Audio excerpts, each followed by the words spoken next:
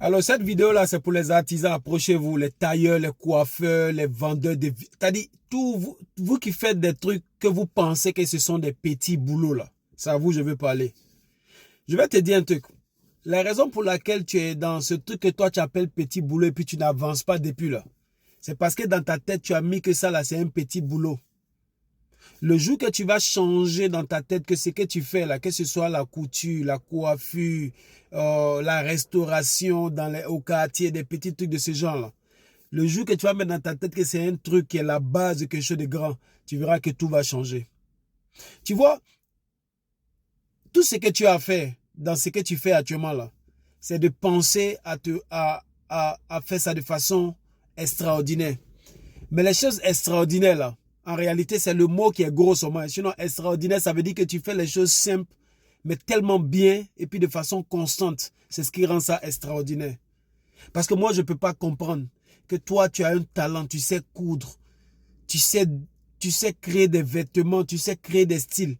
Et puis toi, tu envies quelqu'un parce qu'il est benguis. En réalité, tu l'envies encore de son titre de benguis, ça c'est tout.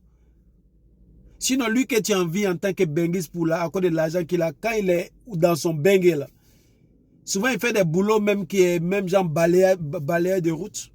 Mais parce qu'il vient, tu le vois, il est bien propre, il a un peu d'argent, tu commences à l'envier et que tu oublies que c'est que toi-même qui est dans ta main là. Si tu attrapes ça bien, que tu es intelligent avec ça, que tu côtoies les gens qui peuvent te permettre de voir grand, que tu côtoies des gens qui sont dans ce domaine-là, qui sont déjà grands, que tu aies une belle vision de progression. Ton petit atelier que tu as aujourd'hui là, ok, peut être un atelier qui va te rapporter des choses que tu ne peux même pas croire. Tout ce que tu as fait, c'est de d'abord te dire que ce que tu fais là, c'est un truc qui peut te nourrir. 2, il faut t'éduquer, ok, sur le plan de l'argent. Il faut t'éduquer aussi sur le plan de progression. En t'approchant des gens, en écoutant des gens qui, au jour le jour, vont te montrer ta valeur que tu as. Même si tu es vendeur de choukouya, tu peux faire les choses d'une façon où ton choukouya, là, les gens vont quitter très loin pour venir manger ton choukouya. Parce que tu auras montré ton choukouya sous un autre angle. Moi, je me rappelle, il y a un restaurant ici, je suis allé manger avec ma petite famille, on est allé au moins 2-3 fois là-bas. À partir des réseaux sociaux, quelqu'un a montré ce restaurant, la nourriture qu'ils font. On est allé dans le foire, on a fait 2 heures dans la queue pour rentrer. Mais ça ne nous a pas empêché d'aller plus de 2 fois là-bas. Tout simplement parce que ces personnes-là ont mis en valeur ce qu'ils savent faire. Même si tu es un vendeur de choukouya, tu as un smartphone, amuse-toi à montrer quand tu es en train de préparer ton choukouya, quand tu es en train de servir, la passion que tu mets dedans.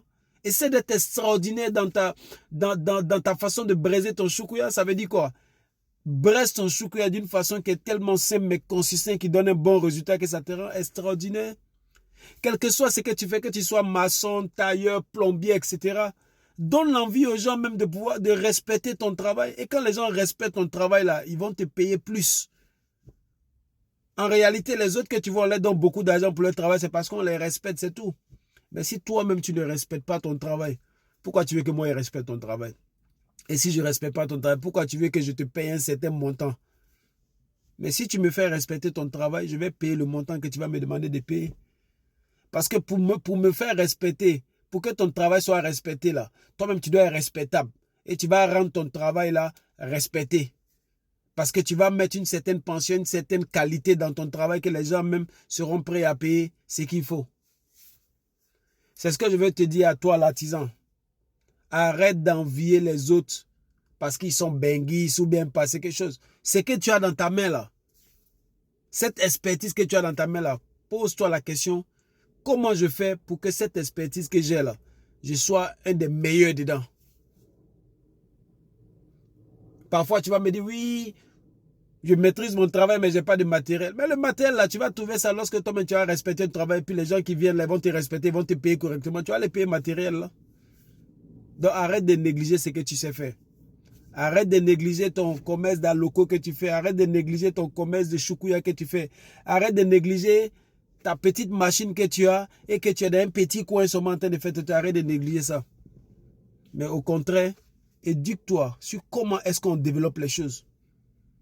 Éduque-toi sur comment est-ce qu'on fait pour pouvoir impacter les gens. Éduque-toi sur comment on fait pour sortir la qualité des choses.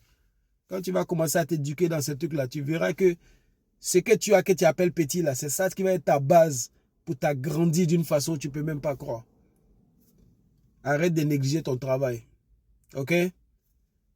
Arrête de négliger ton travail. Bon week-end.